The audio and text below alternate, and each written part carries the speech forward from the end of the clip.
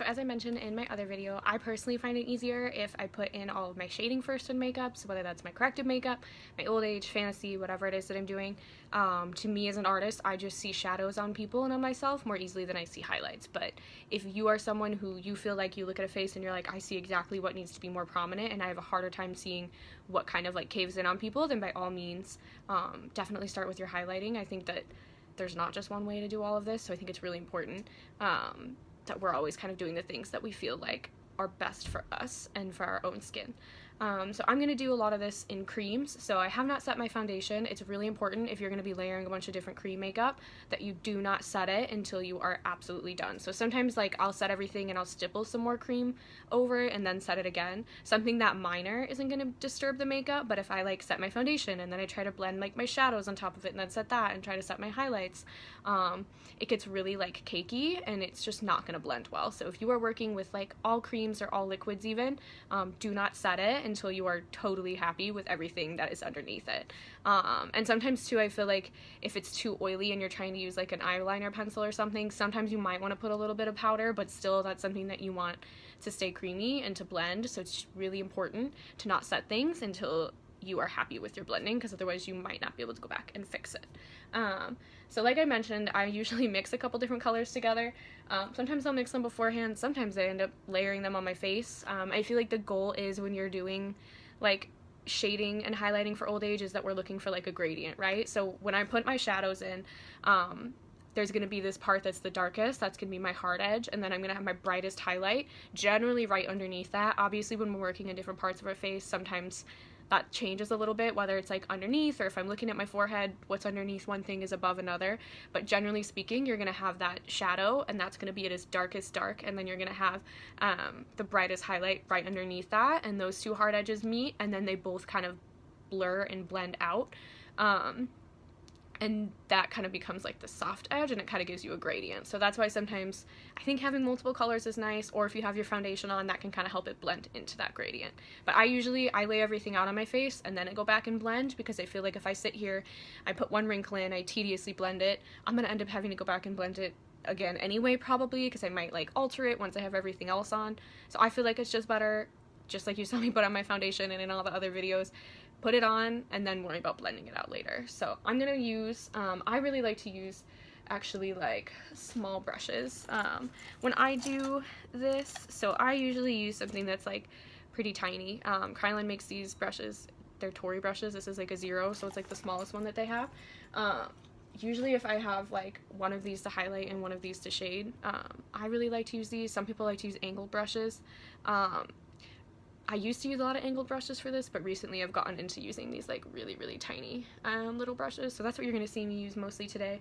I've seen people do this just with like sponges. So if you only have like makeup sponges, mine are pink, but these are just like your little like white sponges. If you use like the pointier end of it, that can help you put your wrinkles on, but you'll see me use this more to like blend it out, but you could certainly apply it with this too.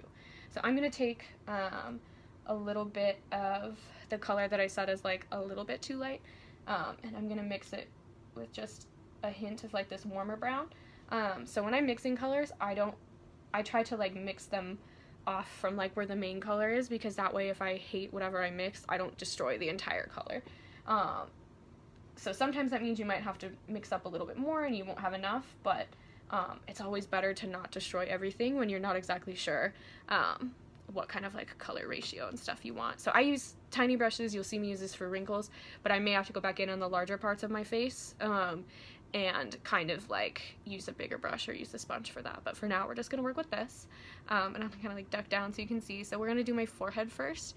I don't think it really matters where you start, but I think that just picking one, like I'm not gonna put one eye wrinkle in and then go to my forehead. I mean, you could, but I think it's easier to like focus on one spot at a time. So I kind of usually just like move down the face. So I'm gonna go ahead and kind of lift this up. And so I try not to like follow it totally all the way, because sometimes I feel like it looks a little weird. So you can see I'm putting this on and it's pretty messy because I'm pretty far away from my face, but I'm not super concerned about that.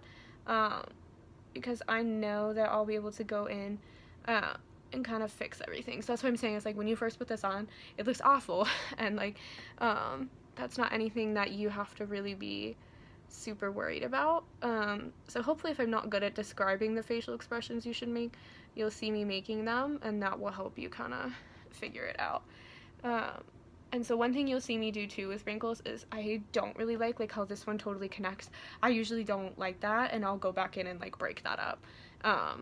So it might look a little off right now, but it'll get to where it needs to be eventually. And so I'm probably gonna do it because I'm doing like my entire forehead, so it's probably gonna be like a mix of doing part of it and not all of my face.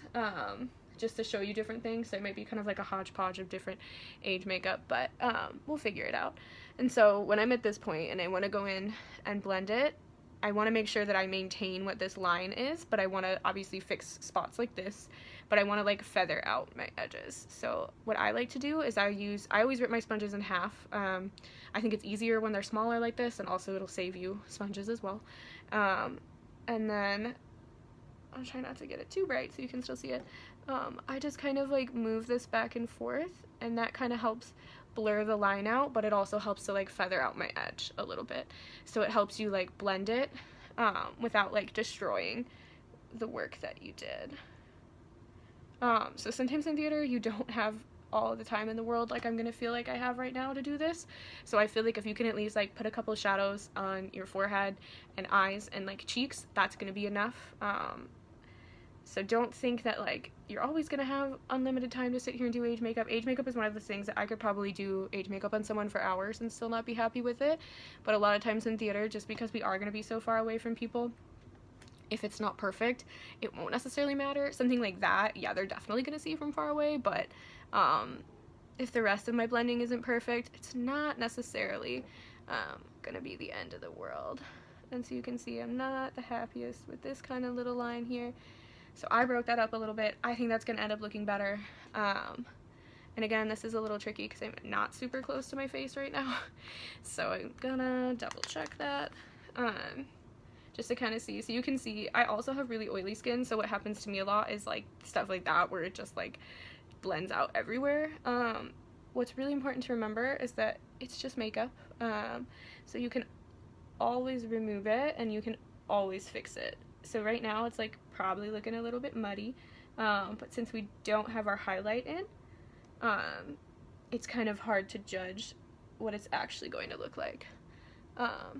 So you can see we're a little bit better off.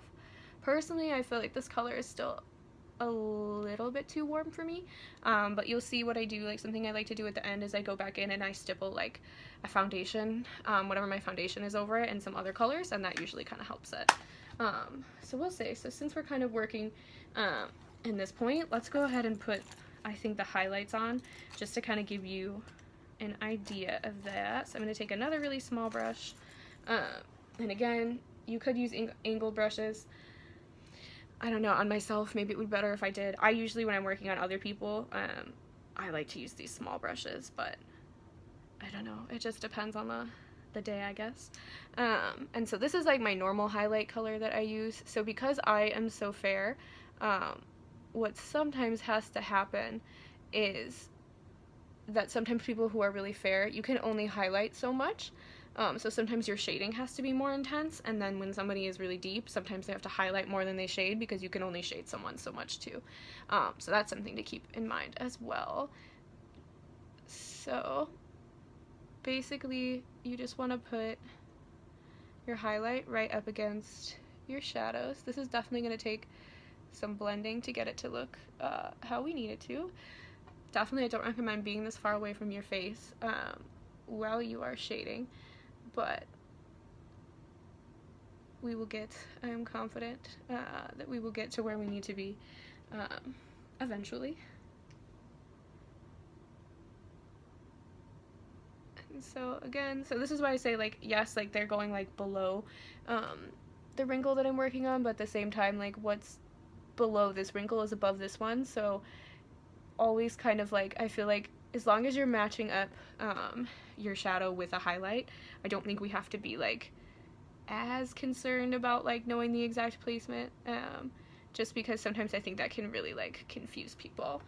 And then sometimes you'll see what I do where I'm like, oh, I don't really like this kind of situation I have going on here. So I'm going to try to like make that better. I think that helps. And then one thing I think that I do more often than anything, other than turn way too bright when I'm on camera, is I mix up these brushes a lot. So make sure, keep them far apart from each other on your palette so that you don't do that like I do. And so again, I can go in and I can blend this out with my little sponge. And so I'll usually just like turn it and use the other side.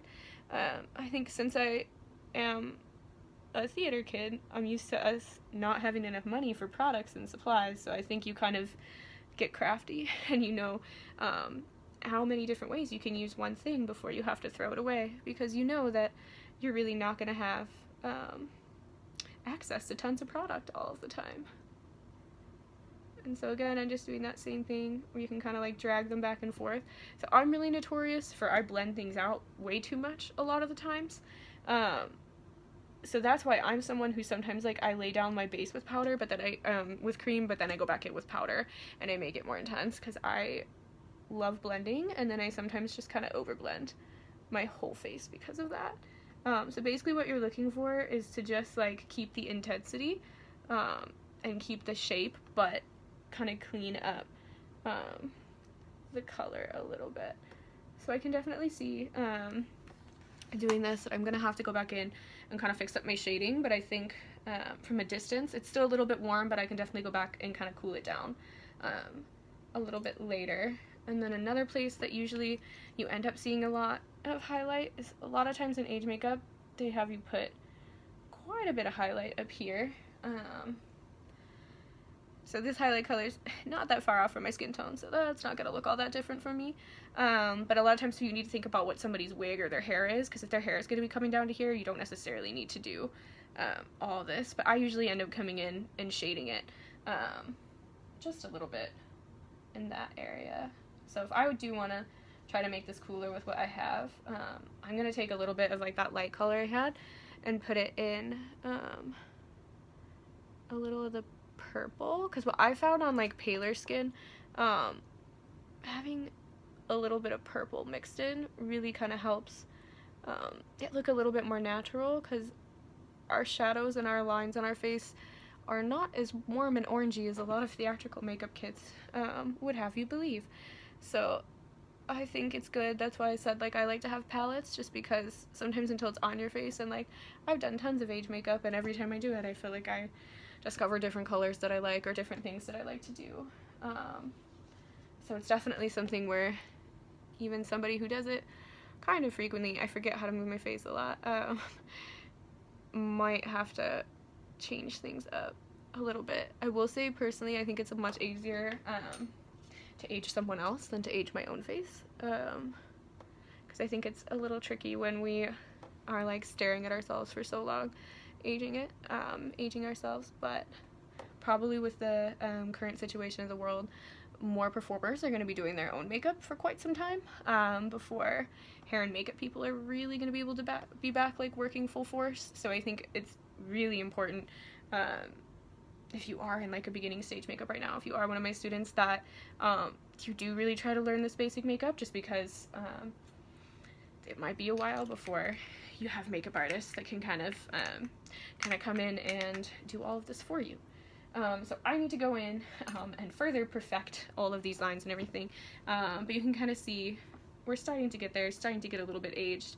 So I'm going to go in, just kind of like fix this up a little bit, and then we will move on to the eye area next.